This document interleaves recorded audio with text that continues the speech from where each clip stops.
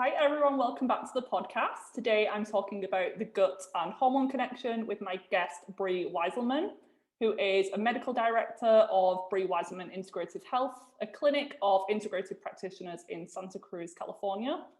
Prior to founding the clinic, she spent several years specializing in the integrative treatment of infertility and subfertility at IVF centers and fertility practices in the San Francisco Bay Area, and also in a local clinic specializing in the integrative treatment of hepatitis C. Her post-degree education in functional medicine has been through the Kalish Institute and the Institute for Functional Medicine. She keeps up to date with the latest discoveries and innovations by attending various continuing education seminars with some of the brightest minds in functional medicine, such as Datis Kharrazian, Lynch, and Dr Dale Bredesen, as well as many others. She's also a certified Pilates and Barre instructor and a certified life coach. So welcome, Brie, to the podcast. Thanks for having me. I'm excited to be here. I know we just had a long chat before we even hit record, so I know that we have a lot of similarities and parts of our health journey and what we've struggled with also sound pretty similar. So could you start off by telling us like what you've gone through? Because I know it started off pretty young for you. All right. So basically my entry into the world was a bit rough. I had, a emergency C-section during my birth, and of course all the antibiotics and things that I was exposed to go with it. Luckily I was breastfed, so of course that helped to some extent. But basically what wound up happening was I had, in combination with, genetic vulnerability, developed childhood ectopic diseases. So severe asthma mainly was what that looked like, but some eczema and allergies to go with it. And so that led to a childhood full of a ton of medications to help keep me alive and a bunch of hospitalizations and whatnot. So I'm quite grateful that I'm here. But all those meds had an influence on my system. And along the way in my teens, I also had some eating disorders and struggled with some anxiety and depression. And eventually figured out that I had what we now know as PCOS, but at the time, really there was nobody to kind of guide me or even let me know that there was a syndrome that was related to what I was experiencing, which was basically, getting my period quite late and then never knowing when and if it would come again. And then eventually developing the acne for me didn't come until later, actually.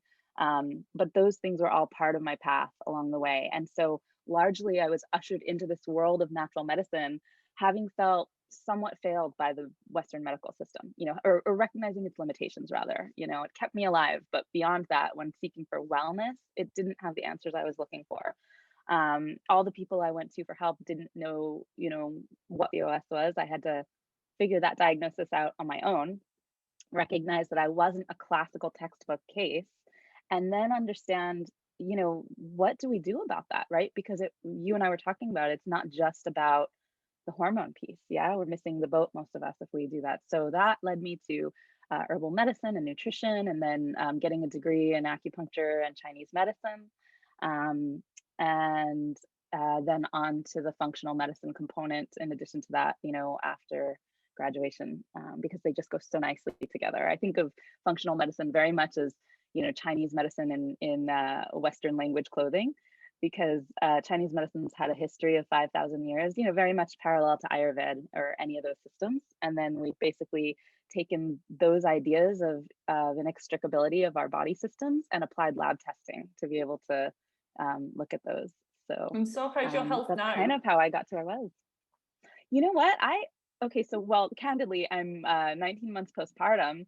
So but actually, I will say that despite the fact that I would love to exercise just a little bit more and have a little bit more time for food prep for myself to eat, like in my ideal way most of the time, I feel better than I've ever felt in my life.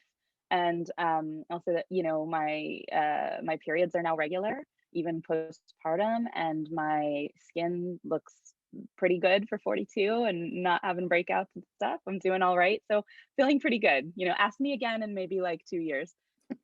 If you're watching the video on YouTube, you can attest that the skin is beautiful. Thank you. That's so And sweet. Thank I'm you. guessing you've tried, like me, you've been a guinea pig, you've experimented with a ton of things over the years for your own health. What do you feel like are maybe the top 3 to 5 things that made the biggest difference for you? Bearing in mind, like everyone who's listening, everyone's different, your root causes and what Mm, you need to do are probably different than Bree's. absolutely. Well, number one, bottom line for me was finally figuring out that I had to look at the gut to get my hormones balanced. That was just the bottom line, right? Um, then the second piece for me was actually cyclic bioidentical progesterone, which I got to because I was having problems with insomnia, but then tied into the PCOS and actually helped me regulate it. Um, so those two pieces were humongous. And then the third piece I would say is just like over decades, over 2.5 decades, refining and refining my understanding of nutrition. And by refining, I don't mean constricting. I just mean, um, you know, embracing all the different ways that foods suit me or don't suit me at different times too, recognizing that those will be different at different in life. That's a good point. And I try to bear that in mind as well, because what's working for me now and the latest research that's coming out is probably going to be different than what it is in 10 years' time or when I'm pregnant or breastfeeding. So not being so Mhm. dogmatic and allowing change to happen.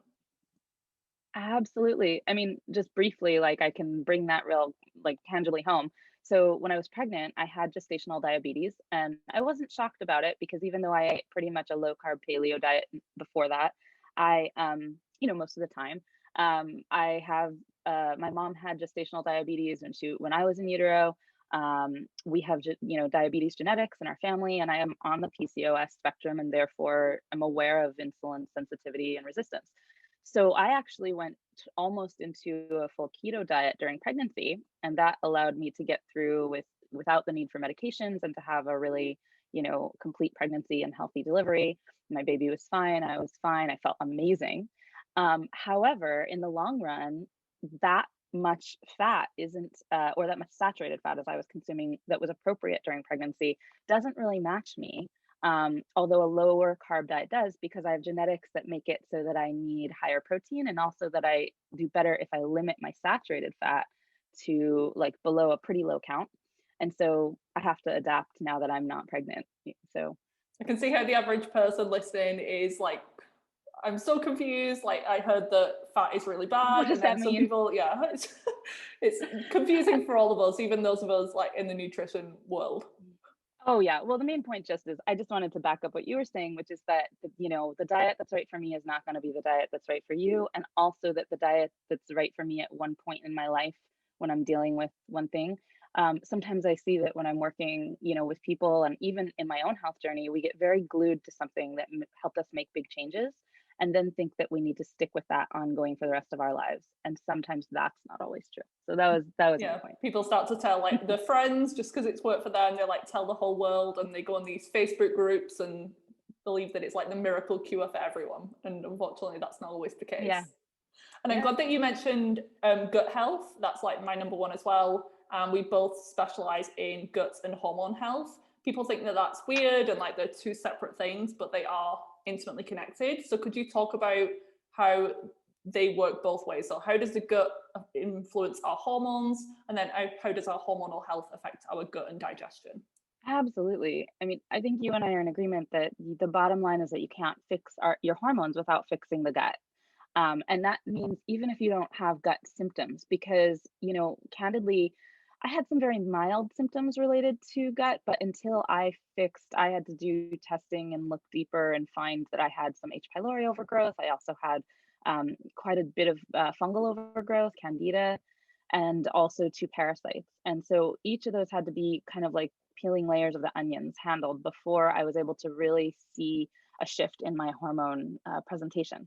But that said, if your hormones are out of balance, it can also be really hard to completely heal the gut, right? So there's a bit of that chicken and the egg. So, there's three main ways that I think of when we're talking about gut health that it can impact hormones. So I'll start from the simplest. So I think of it as, well, actually four: constipation as a symptom, um, absorption, and then inflammation and microbiome. And those are overlapping a bit. But so constipation, quite simply, if you're constipated from any cause, you know, It impacts your hormones. Of course, all kinds of disorders in the gut, from candida overgrowth to small intestine bacterial overgrowth to low enzymes or stomach acid to neurological impacts to your motility. There's lots of reasons someone could be constipated. But essentially, constipation creates hormone imbalances that lead to increased levels of estrogen in most people, just by virtue of the fact that we're not evacuating the bowels. And so the main exit route for our detoxified hormones is impacted. And then we tend to reabsorb those kind of old, already broken down hormones, leading to this buildup, essentially, if you will, of those hormones. So that's one thing, is I'm always asking women, like, okay, so are you having regular bowel movements, at least one a day that's complete? And then the second issue is absorption. So the gut actually has an absorptive role, and in particular with thyroid hormones, this is true. The GI tract interacts actively with thyroid hormones, especially T4 and T3 are absorbed to some extent in the gut, and some of the conversion of those hormones into the active forms happens there. And so a lot of different factors can impact that absorption. But then, so for example, there's a connection between hypothyroidism and SIBO in the literature, and it's bidirectional, right? Because if we have something inflaming the gut that impacts our ability to do that conversion or absorb the hormones there, that's going to be problematic. But likewise, if we have low thyroid hormone, for example, thyroid hormone actively influences motility and rates of motility in the gut. And so we might then manifest more of a constipation or sluggish tendency. So those interact with each other. But I think the biggest issue really comes down to the inflammation and then the microbiome and the ways those are related. So an inflamed gut may or may not show up as digestive symptoms. Depending on the person, you can have silent inflammation, like I did, or relatively silent, where you're not struggling with nameable diarrhea or constipation all the time, or pain or bloating, at least not necessarily in a regular way. But that inflammation can impact almost every other aspect of your health. And in particular, our hormones are so sensitive. They're like the canaries in the coal mine when it comes to systemic inflammation. So an example of that is that known inflammatory conditions like obesity or inflammatory bowel disease are associated in studies with disrupted menstrual cycles and also with higher rates of sub or infertility. So the connection is that when we have anything in the gut that is creating or enhancing leaky gut, basically that increased gut permeability that is resultant from inflammation, that allows toxins into the bloodstream, and especially it allows endotoxins, basically these things called LPS, which are fragments of the dead bacterial cell walls, to pass from our intestines into the bloodstream and then circulate through the body. And LPS is known to cause inflammation in pretty much any target tissue that it comes into contact with. And so, especially in the ovaries, they're very sensitive. And the result is suppressed progesterone production. So that's actually one big reason why, and this is jumping ahead a little bit, but why leaky gut is associated with polycystic ovarian syndrome. In that, it's not the only mechanism by which we have lower progesterone, but it's also one that if you have it, doesn't help. And addressing it can help change things, right? So the other way that inflammation can play a role is actually just within the gut. So not just by virtue of LPS and leaky gut, but there's also this role of histamine, right? And histamine is a naturally occurring compound that's part of our immune system function. Plays a lot of roles in a healthy system in our immune. It works in our immune system to defend us kind of first line against certain invaders, and to do many other things. It actually acts as a neurotransmitter as well. And it's one of those things that, like all hormones, we want it to be not too high and not too low, just right. Yeah. And it has this very close tie, histamine, with our female reproductive hormones, so estrogen and progesterone. And one of the main places that we make histamine is in the gut. It's not the only place in the body that it's manufactured. It's made in mast cells, which are located, anywhere we have mucous membranes, basically. But there's a lot of histamine production in the gut. And so what happens is that if we have any issue in the gut that is provoking an inflammatory or immune response, there tends to be some increase, and this could be a lot of increase or a minor increase, depending on the individual, in our histamine output. And depending who you are and on your detox pathways and the genetics you came in with, and that influence other things like how we process and break down that histamine or how we produce it in the first place, you can wind up having an excess of that compound floating around. And what happens then is that we get symptoms related to excess histamine. And these can be, anything from, oh, I get a stuffy nose and kind of stuffy ears after I eat, to overt hives and anaphylaxis, right? There's a whole spectrum. And then there's all these things related to kind of an IBS, often it can look like cramping, diarrhea. There can be mental brain components like emotional and brain fog, anxiety, ADD, all of those things, right? And then, so the connection with our hormones is, so if you're a woman who has these kinds of tendencies to have higher histamine, either from your genetics or because you have, let's say, some SIBO, or you have candida overgrowth, or you have a lot of H. pylori or blastocystis hominis, which is a known parasitic organism that promotes histamine. Then what happens is that you're going to notice those symptoms a lot more at certain periods during your menstrual cycle because of the fluctuation of these hormones, right? Like, what makes us so complex as women is that all of these things that are happening in the background context of throughout, maybe a 28-day or 35-day cycle, whatever, if you have regular cycles, this fluctuation that's happening where no 2 days look exactly alike in the relativity between your hormones. So there's things that are happening over time that make us respond differently to these other background things that are going on. So if you have high histamine levels, then as we approach PMS, what happens is that we have, higher levels of both estrogen and progesterone in circulation. And right before our menstrual cycle, our progesterone naturally declines because it's time for us to get a bleed. And that's one of the roles that the progesterone plays in that timing.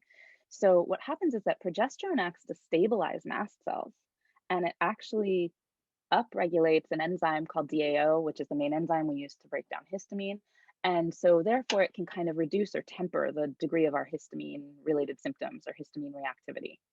And as it declines, it's not doing that as much. And then simultaneously, we become naturally estrogen dominant for a little bit during that time. And estrogen stimulates our mast cells to release histamine.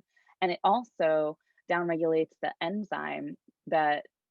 DAO enzyme that clears the histamine. So we have this kind of vicious cycle right there where they're both promoting this symptom. And we'll have a lot of people get more IBS symptoms in addition to other things like wicked PMS or menstrual migraines and such at that time. So there's those pieces. But I love how much detail you went into, because that was one of the first things that I noticed years ago. Like, my symptoms would be cyclical. So right after my period and the week after that, I felt pretty good. My skin was pretty clear.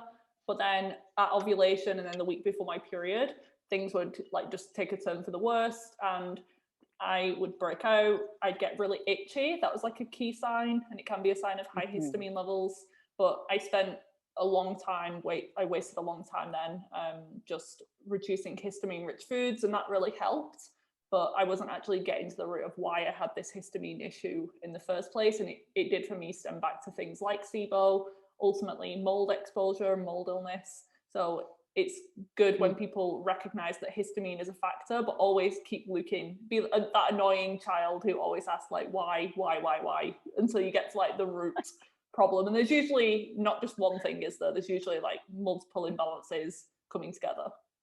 It's so true. There's this saying that one of my Chinese medicine mentors used to say. I think it's a saying, like a proverb, but it's basically you're entitled to more than one problem at the same time. Very is like true. The name of the game with any natural medicine approach, and that's true. Yeah, I'm so glad that you kept asking those questions, because that's such a good point. Is that when we identify these things, it can be really easy to say, well, the answer is I just go on this diet and it's going to fix it, right? Like, how many times have you seen someone who's come to you for support because they've known they had SIBO and they knew that if they were on a low FODMAP diet helped, but then they've been on this low FODMAP, increasingly restrictive diet for 2, 3, 5 years even, and it's just heartbreaking because you're like, oh, we need those all those fermentables. We need them for the rest of your good bacteria, So, and likewise with low histamine diets, which can be lifesavers for people, right? I'm sure you got a lot of relief, but there's a lot of otherwise really healthy foods and nutrients that we are, having to minimize at times or for a period of time when we embark on those diets. So it's good to keep asking that question and say, what's below it. And gosh, mold is such a, I know we could talk for hours about that, but there's so many drivers of histamine in the gut. So I think that's, some of those are like um, the H. pyloris and the blastocystis of the world, and then SIBO and Candida both are huge at provoking histamine, actually anything fungal. So those are always some that I'm looking for in people is, and also looking at the genetics, right? Because it's always the interplay of, do you have genes that you came in with, right? And those are fixed. We can't change those. But we can influence them, right? With like certain nutrients or how we live our lifestyle. And then the interplay of that factor and the perfect storm of, oh, then I happen to get blastocystis hominis as well, right? And that's Definitely. usually the tipping point. Yeah. Hmm.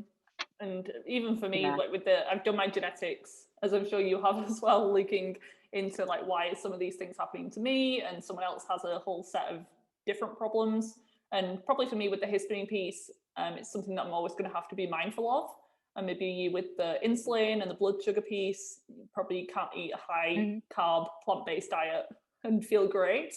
But yeah, it can be controlled and can be influenced by your gut health and LPS endotoxin levels and nutrient status. They can Hmm. all influence the way that the enzymes work in the first place. So I'm glad that you made that point. Yeah. One of the infections that I want to go into in a little bit more detail is that H. pylori.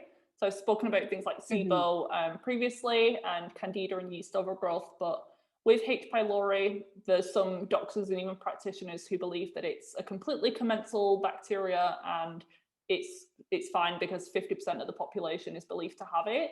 And some of the symptoms that can be associated would be things like gastritis and stomach cancers and ulcers. So I'm guessing if people had those type of issues, the doctor would have picked up that H. pylori might be a factor. But what about issues with rosacea or fatigue or thyroid Hmm. issues? Like what have you Hmm. seen to be Hmm. beneficial in terms of H. pylori treatment? Yeah. Well, H. pylori is a huge and common one that causes symptoms. And I think a lot of times, even when it's found, some doctors will focus on, but is it causing a localized problem, right? Is there known GERD, reflux disease? Is there known ulcers? Is there overt gastritis, right? Things like that.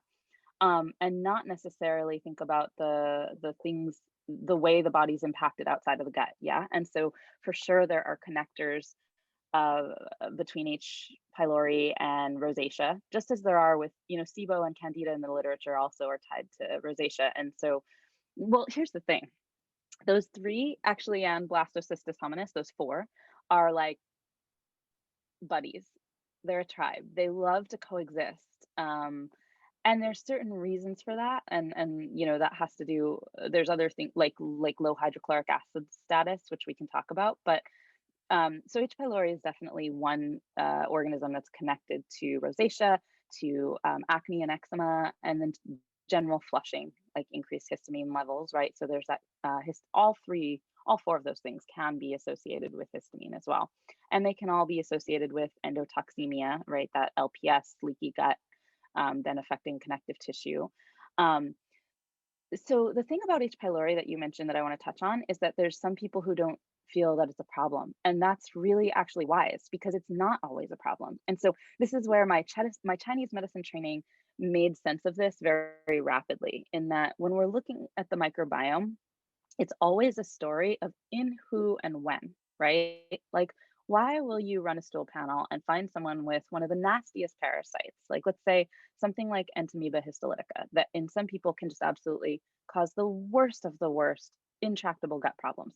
But then you can have someone else who has the same organism and they're really have, minor symptoms or maybe no symptoms, and they're living with this organism. Like, why? And that's why there's a lot of confusion. When we look at things in studies, it's often in this very reductionist way, like it did or it didn't do this. And when we're looking at things from what I think of as like a holistic or Chinese medicine model, non-reductionist, it's like, okay, so this thing is occurring, but in the background context of what? Like, what's this person's constitution? Or in this instance, like, what's happening in the rest of the microbiome? So I always think of the microbiome as this apartment building, and you're the tenant, you're the landlord, rather, and you have tenants, right? And so, like, if you have mostly, like, if 90% of your tenants pay their rent on time and generally keep the place pretty clean and take the trash out, like, things are going to go pretty well, right? And that, even if you have about 10% that are maybe don't chip in as much, or they're not as friendly with the neighbors, or they're a little bit late on the rent payment, the whole thing is still going to work out. You're not going to notice that so much. Whereas if you have, a whole bunch of unruly, rowdy tenants, and they're just, partying and kicking holes in the wall, then that's going to be a problem for you. It's a big headache. Yeah. So likewise, when you have, so H. pylori is an organism that 50% of the adults in the world will have at one point in their life some amount of, and it doesn't always cause problems. A lot of that contextually is kind of who else is in your tenants, what's happening in your microbiome, but also, and to what extent are they allowing overgrowth? Because that's the thing, is you can have some H. pylori and it's not like a parasite where you're like, well, that just shouldn't be there. It's about, there's a tipping point where it becomes overgrown and therefore is, overexpressing itself, and also could be potentially causing or creating what we call virulence factors. And virulence factors simply make it more aggressive in terms of causing pathology. And those can be looked at on stool panels. So what we're looking at is like, what level of this is present? Does it need to be killed back a little bit, like managed? And also, is it making virulence factors? Like, are there known things that it's doing that are pathogenic in terms of its actions? And then, uh, what are the symptoms, right? Like, if you have someone who has a little bit of H. pylori, but they've got wicked gastritis and reflux, like, you're probably going to address that a little bit as a practitioner. And if you have someone with radically elevated numbers, then probably I'm going to assume it's causing some level of inflammation, and at least modify it, fight it back a bit. But if it's just present on a stool test and it doesn't line up with what someone's experiencing, and it doesn't have those virulence factors, and they've got other things that are quite clearly a bigger problem, I'm probably going to table it, keep it in mind for later if we need to, but not really say, oh, well, it's always there, we just have to clear it. Yeah. And one of And the that's how I think main ways about that it. it causes issues is through the low stomach acid, isn't it? So it thrives in an alkaline environment, and our stomach should be very acidic, like battery acid. So that's how something in your stomach can affect your hormones and your hair growth and your brain function, because you could be eating a perfect diet but not fully benefiting from the amino acids and the proteins and the zinc and calcium from your healthy foods. So could you talk about the impact of low stomach acid on things like hormones and Absolutely. fertility and menstrual cycles? Absolutely. Yeah. And I mean, it's important to know that, like what you said, how H. pylori thrives in a low acid environment, it also creates that. It perpetuates it by breaking down the acid. So, yeah, I mean, as you mentioned, we use our stomach acid, our hydrochloric acid. It's a critical component of healthy digestion. It's manufactured by the cells lining our stomach. And we use it, the primary thing we think of is to digest proteins, right? To break down proteins so that we can absorb the amino acids from them and use them for repairing the body and making brain chemicals and such. But it's also really important for regulating motility. It's also regulating the pH, so who permissive of which bacteria can live there, which organisms can't. But in particular, it plays a role in us being able to absorb critical B vitamins and things like zinc. And all those nutrients are so important for hormone balance and fertility, right? So, in particular, let's think of B6 and B12 play huge roles in production of estrogens and progesterones, and also in their clearance or processing and detoxification. Zinc as well plays a role with all of those. So those nutrients are huge. And sometimes I'll see someone who has low stomach acid, and really the only notable thing that they have is like a persistent low B12 or a persistent anemia, right? And they can't recover from it until we really get a handle on the acid. So those are the main ways that I think of the acid really impacting the hormones. Although the other thing is that, it will also lead to, so if you think about it, stomach acid is one of the main ways that we regulate the entire microbiome. Basically, what pH exists in what part of the intestine, there's different microbiomes at different areas in the gut and down the intestine because of that shift in pH. And so having adequate stomach acid, where you have this very acidic environment up at the stomach and small intestine, creates a certain environment, and then that changes as we go along, and they're all interdependent, right? So in order for us to have this really strong, basically colon microbiome, large intestine, we have to have that stomach acid. And so that part of the microbiome that lives in our large intestine is one of the key regulators of circulating estrogen levels in the body. And so that's why it's also referred to as the estrobolome.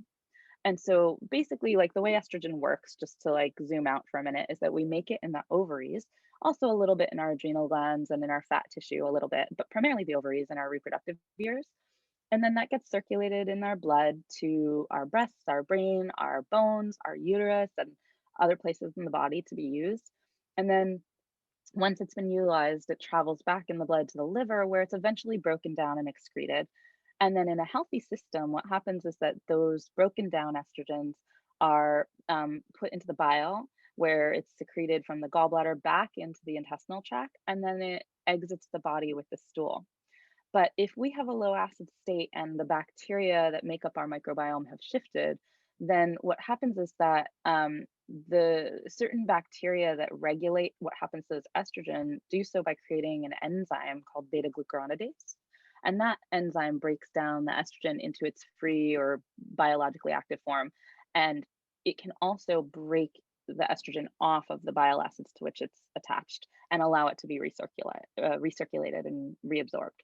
So essentially, if you have really high levels of beta glucuronidase present as a result of an overgrowth of the wrong kinds of bacteria, that can lead to a state of estrogen dominance. So there's a big tie with low stomach acid and that as well. The stool test that we both use, I think, that tests that direct enzyme, doesn't it? The beta glucuronidase. So if someone wanted to know for certain whether it's a factor for them, then that might be a good test to do. Yeah, I love that test for looking at that, actually. Absolutely.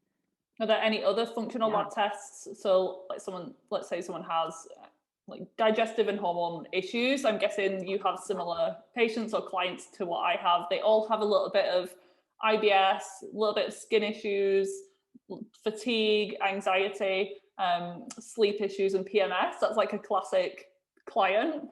Where would you start off, and are there any other functional lab tests that you tend to run? So I'm always going to run at least one stool panel. And, as you mentioned, we both love the GI map by Diagnostic Solutions. There's other stool panels that I'll sometimes run as a backup, just because in my experience, oftentimes you'll catch different things in different ways. But that's my go-to. And then if someone's specifically struggling with symptoms of bloating, and or diarrhea or constipation, and depending on their history, I'll often run a SIBO breath test. So a lactulose test, and ideally 3 hours for methane and hydrogen, although more recently we have one that also includes hydrogen sulfide gas. So I like that one too. And then, so the stool test is kind of like my bottom line, everybody gets it. And then I almost always run in a Dutch hormone profile, the Dutch Complete, that has the HPA axis or adrenal hormones, and then the reproductive hormone snapshot as well. And then depending on what else is going on for someone, there's a lot of other ways I'll look at female hormones as well, and thyroid hormones and such, because the Dutch is amazing. And it's also one way of looking at hormones. And there's no one tissue that can really give us the complete view of hormones. So sometimes I'll run some, classic just serum lab testing on day 3 or day 7 days after ovulation, or I'll run, sometimes I use month-long cycling panels as well, either from ZRT or Diagnostics. I like to, because they include LH and FSH. So I'll use different panels like that. And there's a number of other tests I'll use. We use a lot of the mycotox profile. Probably my hands down favorite, when people are generally pretty well and are just looking to optimize their health in an ongoing way, or also when I'm looking for causes of issues, is the ion panel from Genova Diagnostics. So it's a combination of the organic acids profile, and then a blood sample that can tell me about things like fatty acids and omega balance and amino acids and minerals and metals and things. And so that panel just has so much information on it that can really help personalize treatment. I And love if that one. someone's had a stool test and maybe they have obvious yeast overgrowth symptoms, maybe they have thrush, maybe they have sugar cravings and brain fog, but the stool test comes back negative, then the organic acid is usually a better test, in my opinion. Do you agree? To look at fungus and Hmm. yeast and those things. Absolutely. Yeah. Yeah. And I kind of think of like stool panels will tend to cause yeast overgrowth if it's pretty profound and in the colon, but not necessarily. I mean, candida can colonize the entire GI tract, right? So if I tell people that if the predominant place where the candida is overgrowing tends to be in the small intestine, you might be more likely to catch it in the organic acids. Yeah. Mhm. And I know most women, and probably every episode that I do, I talk about the role of stress, mental and emotional stress mainly, but we know that stress is like physical, chemical, structural also. But I think people know that stress is a problem, but why physiologically Hmm. does cortisol Hmm. affect things Hmm. like our menstrual cycles and our gut health? Absolutely. Oh gosh. Well, okay, so I mean, the first thing I want to say about this is just that what I tell people is that, stress is ubiquitous, right? There's stressors in life, and those are things that are outside of our control. It's having a poor stress response that's the problem. So it's what we do, how we perceive the stress, and what we do with it. The reason that's important is that it's entirely within our control to learn strategies and tools to help us adapt to some extent to the things that are going to come our way in life that are outside of our control, and that's really the best medicine. um, Rather than all, you can also use protocols and whatnot, but I like to empower people with understanding that this is something that, to whatever extent we're willing to do the work, we can learn how to shift our body's response and help ourselves. So yeah, I mean, essentially the role of stress is that there's a whole lot when it comes to the gut and when it comes to hormones, but if the simplest way to explain it is that when our body has altered cortisol rhythms or cortisol levels because of the brain's perception of stress, right? So the adrenal glands are basically just the messenger. They kind of do the work that the brain tells them to do. So it's not really an adrenal problem. It's a brain response thing when we have, say, cortisol that's real high or cortisol that's gotten really low. And in either of those scenarios, the body's perceiving that the environment you're in is one that is stressful and therefore probably harmful. And what it does is, brilliantly, the design team made us so that, because, if you think for the majority of our lives, we were living pretty primally, like more hunter gatherer style, um, for our existence, most of our existence on the planet. So what happens is that our system was designed to basically say, we're safe or we're not safe, like kind of pretty simply.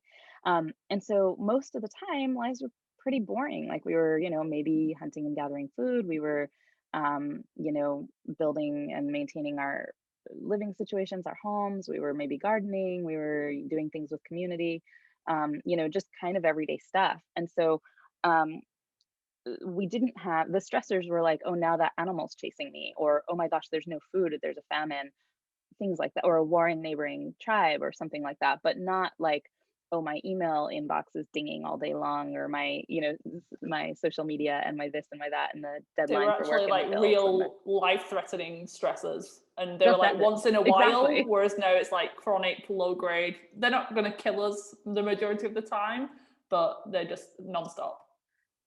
Precisely. But our brain doesn't really know the difference, but between the ones that are going to kill us and the ones that aren't, not really, hormonally speaking. So it elicits the same response. And then what happens is that then it does this brilliant thing of prioritizing the systems that are going to save us and down regulating the systems that are a little bit more expendable in terms of saving us today, right?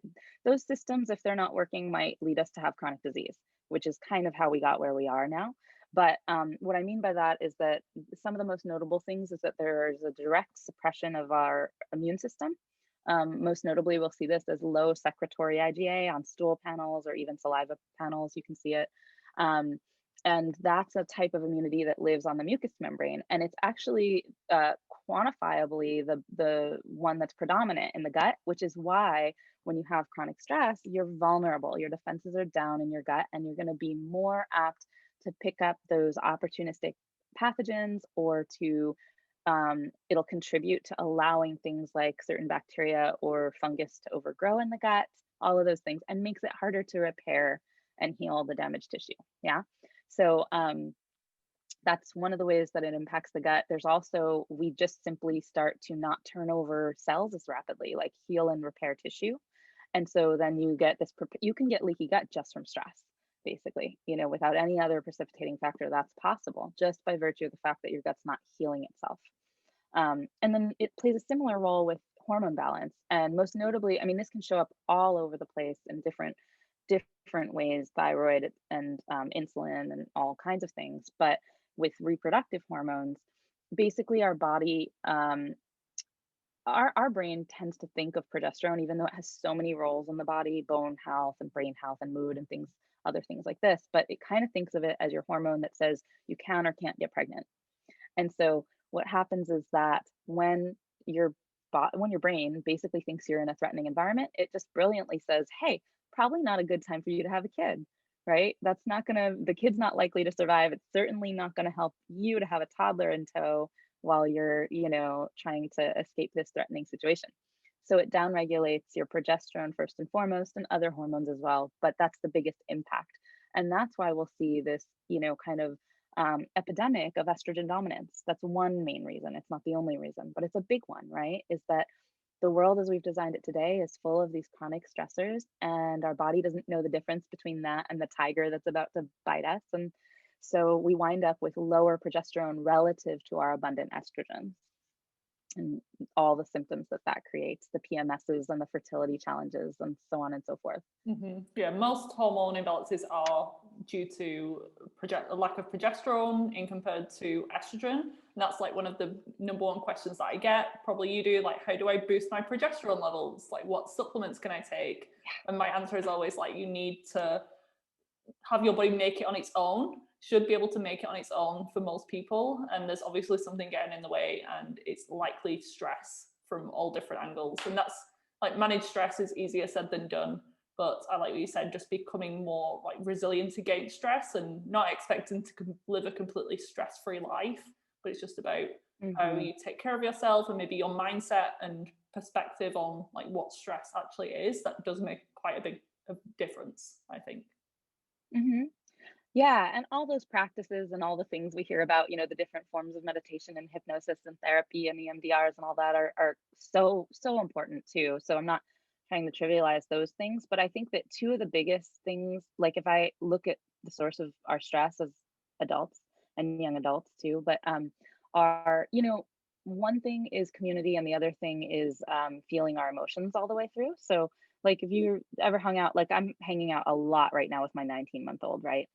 She has absolutely no problem feeling her emotions in the moment, and they're like clouds passing. Like she feels them fully, she expresses them fully, and then 30 seconds later we're like on to the next, we're building a fort with her stuffies, so like it never happened, or and like that. And I think that there's just ways that for practicality's sake as adults we usually be conditioned not to do that, and we put a damper on feeling things all the way through, and then I think they get stuck. So that's kind of one of the main themes I see.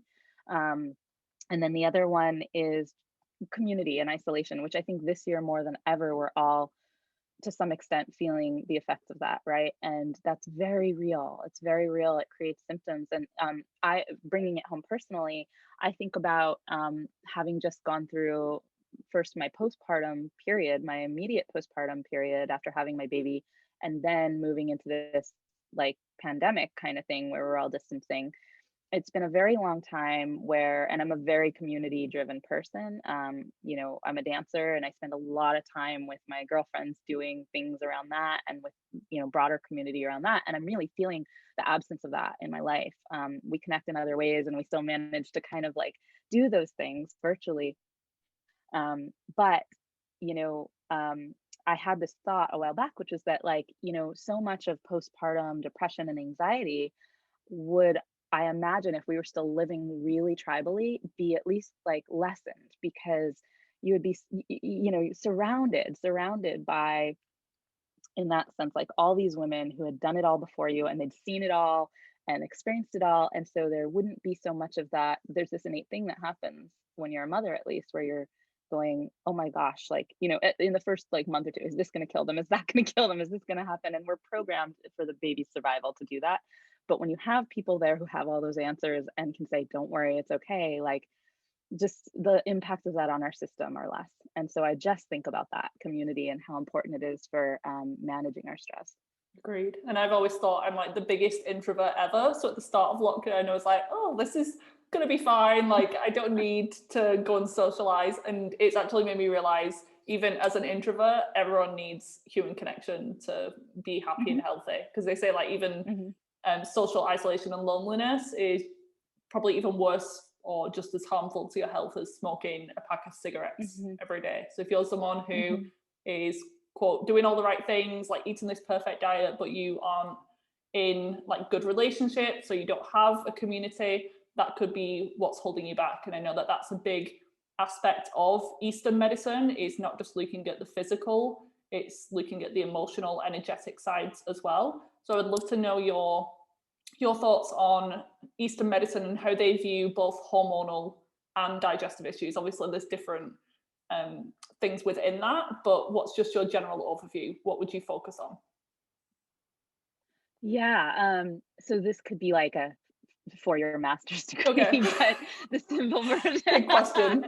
This is the simple version, but it's a fantastic question, and I'm always thinking about it as well. So a lot of things in Chinese medicine that fall under the realm of digestion or fall under the realm of what we think of as hormones, we call related to, so there's different organ systems in Chinese medicine, and they largely correlate to the Western organs, right? Like liver is actually talking about liver, lungs are talking about lungs, but there's one we call spleen, and spleen is not really spleen. So when we think about the organs in Chinese medicine, just real briefly, it's more about, they're defined more by their function than by like the solid or mass we call the organ, although there also is that.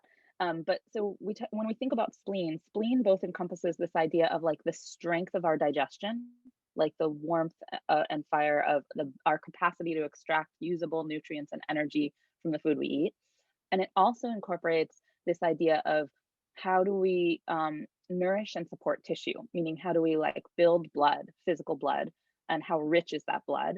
And then like how do we prevent prolapse and like lift and hold things? And so it's intimately involved in like the reproductive cycle, like parts of building the blood that then we say nourish like your uterine lining are involved. Spleen, you have to have a strong spleen, and spleen would be involved in things like lifting and holding, like say how we have an elevation of temperature in the luteal phase after ovulation, or our lining is held up so that an embryo could implant and we can carry a baby, and holding the baby the whole time like requires the strength of spleen, right? And so there's this inherent understanding that the capacity of your body to digest and assimilate nutrients from food is inextricably linked to your ability to nourish your hormone function.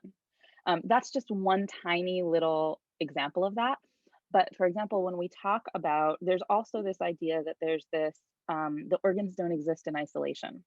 So it's never just the spleen. If there's a problem with spleen, there's a problem because of, let's say, like one example would be, there's a syndrome where we talk about the liver overacting or attacking the spleen. And what that means is that usually looks like what we call IBS in Western speak. It's like cramping and maybe diarrhea or gassy bloating, like this kind of like fight going on. Yeah. And the liver in Chinese medicine does many, many things, and definitely some of them hormonal. But one of the things we talk about the liver being is they say it's like the general in charge of planning and direction. And like when the general is happy, everything goes smoothly. And when it's unhappy, like there's stagnation.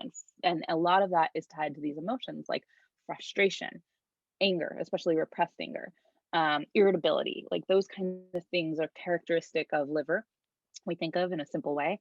And so when there's a lot of that, when we say there's liver qi stagnation is what we say, or liver energy stagnation, there's stuckness there for various reasons. That is more likely, especially if your spleen is weak or if your digestive strength is a little vulnerable, to get attacked and therefore create this IBS, right? So there's this way where that's a little bit roundabout, but basically there's this interplay between how those organs both support each other and interact, and a balance between them. And then there's the inherent strength or weakness of the organ system. And all of those are tied into different emotional qualities. Spleen, the characteristic of spleen when it's out of balance would be like worry, mulling things over and over and over, worry, and kind of like being consumed by overthinking. We call like student syndrome is like when there's this idea that when people are immersed in long periods of hard study, that it can impact their digestion, right? So things like that. And then all those things go back to building that blood and that potential to basically have strong hormone balance and strong reproductive function. Very interesting. So I love, yeah. So anyway, we could go, I mean, there's obviously clearly that was like, it took a while to explain some of those concepts are a little bit intro into a huge subject. Yeah.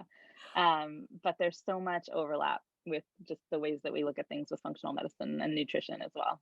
Yeah, I've decided when the pandemic is over, I'm moving to California and studying this. It sounds like my... Oh, awesome. Yeah, sounds amazing. I love how everything is interconnected. I already knew that, but I'm really fascinated with Chinese medicine. So while I knew you were coming on, I have to pick your brains on that subject.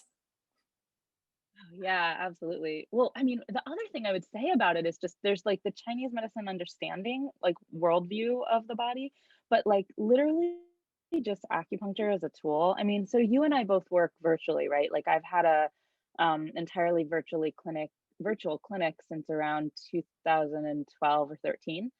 And I love working with people that way. And I still get to like exercise those Chinese medicine parts of my brain. But one of the things I don't do as much of nowadays is acupuncture. And just straight up acupuncture is just such an amazing, amazing tool that I think like if every one of my functional medicine patients can get acupuncture locally, where they live, it just makes everything better. It's so much better because acupuncture is great in its own right for helping to regulate hormones, especially when done like every week during a cycle to help regulate what's happening in the body at that part of the cycle. For digestion and motility, like we talk about vagus nerve impact and SIBO and all those ways that we, the migrating motor complex and, so acupuncture with or without the TENS units, the E-stim, can help regulate that motility and help re-stimulate the vagus nerve to help regulate bowel movement and digestion and relieve symptoms. And that's all done, obviously when there's no like this treatment is for this. It's done relative to your personalized need by the practitioner who's working with you. And just, I love that about it. It's so useful. Yeah, it really is an amazing tool. And I actually started off when I qualified in nutrition alongside an acupuncturist near to where I lived. And he was a specialist in fertility acupuncture. So for those going through IVF, so I would do the nutrition side of things for some of them. He would do the physical work and people were getting amazing results. But there were literally some people there who would just do the acupuncture. It was still eating McDonald's, still drinking like a ton of alcohol, not to promote that side of things, but they were still getting like better periods and falling pregnant. So it really does work. But if you can do both together, if you can optimize the diet and do the physical stuff, then that's where the results really, really show. I hate telling people that, but it is kind of true because I mean, I had a similar experience. Before I was in private practice, I also worked in IVF clinics doing, precisely that, the acupuncture. And one of the reasons I left was because I really wanted to do the functional medicine part. And because I was working inside the actual clinic, they didn't really want to, branch into that as much. So I really wanted to work with people in the preconception phase, and so that's also that's kind of my biggest love is when people come to me and like, yeah, we need to straighten out the stuff in their gut and the hormones and their symptoms and the acne and the migraines and the whatnot, but ultimately they're like, but I actually really want to get pregnant in a year or however like that. I love working on that. It's so much fun. So rewarding, right? Yeah. And what you do now, like if obviously we want to improve like your current symptoms, but it all influences in the future as well, like your experience during menopause, your disease risk in the future. So it really does pay off, and it's an investment into your future health. Absolutely. And I Absolutely. always end up my interviews with a few questions for you personally. So just a few fun questions, and then you can tell everyone where they can find you. So the first one is, what's something that you do daily to stay in hormonal harmony? Sleep. Okay, good. I would say, yeah, I mean, like and this is kind of funny because obviously I have a young child, but she's actually a pretty good sleeper, you know. I'm lucky at this point that she mostly sleeps through the night. So um sleep is the one thing that I hold fast to. Like there were times when I was existing on like some smoothies and some, you know, maybe like one real solid meal a day. I'm not gonna lie, you know, when I was early on in motherhood and just trying to get through Yeah, the day. But the thing that I always did was take all the opportunities to sleep. great. Yeah, that's my one fear of motherhood, not being able to sleep. I need like a good 9-10 hours every night. So hopefully I have an amazing child who sleeps through as well. Second I hope that question for you. is, what's your go-to breakfast? Gosh, you know, okay. Well, I do really well with actually quite a sizable breakfast. I can do intermittent fasting now that I'm in better hormone balance, and that feels great too. But I actually really thrive on having like almost my biggest meal will be breakfast. So like I'll eat, you know, depending on if time allows, I'll have like a couple of pasture raised eggs. I really like them poached or soft boiled, but you know, scrambled, whatever. Um, I'll have sometimes I'll add to that like some organic chicken breakfast sausages to that. My daughter loves those, so that's an easy go-to. And then I'll often have like um, we love this keto bread that's called base culture. It toasts really well, and it's just like it's you know kind of like an almond flour and coconut flour mixed base thing that's very low carb. And so I'll have a piece of that with either some like grass-fed butter or some like almond butter or something on it. And then sometimes I'll usually have some kind of like greens powder and water with like some lemon and some stuff like that alongside of that. Yeah, yeah, I'm a huge So, breakfast person as well, and they've actually done studies with PCOS, so maybe that's why we both gravitate to having like bigger breakfast and the bulk of our calories. They've done studies where people have the biggest meal, like breakfast like a king, lunch like a prince, dinner like a pauper, like mhm. the old saying, and they had like a massive reduction in insulin and testosterone and things like that. So yeah, definitely listen to your body, and if that works for you, amazing. What's Mhm. one supplement or food or herb that you couldn't live without? One. I have to pick one. Yes. Um, This is always a tricky one for all the practitioners. okay. This is so hard for me. This is like, you know, I'm like Jewish from the East Coast, so it's kind of like talking without waving my hands Okay. around is almost impossible. Picking one is almost impossible. I'm gonna go with magnesium just Mhm. because there's been other things that maybe I was more heavily dependent on at different points in my life. But if I would say one thing, I think that our food stores are incredibly depleted of adequate magnesium stores, so it's almost impossible to get magnesium from even like eating a really great diet. And I've always felt better with supplemental magnesium for so many reasons: sleep, digestion, hormone balance, mood, and brain. So yeah, yeah, that's That's the probably the top one. answer that I tend to get. So I'm with you on that one. Oh, really? Yes. Yeah, yeah, it's an important one. It is. And it's good for so many things. It's like the biggest bang for your buck with something like magnesium. Absolutely. Do you have Hmm. a book recommendation, either on the subject of Chinese medicine, hormones, gut health? Oh gosh, yeah, that's another tough one. There's so many good ones. Well, Chinese medicine, I think the classic one is The Web That Has No Weaver. That's like a really great overview for anyone who's either thinking of becoming a student of Chinese medicine or even just lay people who are like, what is this? What was she talking about? Liver, spleen, blood, chi? I don't even know what that means. That's a really beautiful book by Ted Kapchuk, I believe, and it's just been around forever and it's just such a great one. So I love that book. Very last question, Okay, Brie, is fantastic. where can people find more from you online? And if they're interested in working with you or checking out your website, where can they find you? All right. Well, my website is my full name, which is briewieselman.com.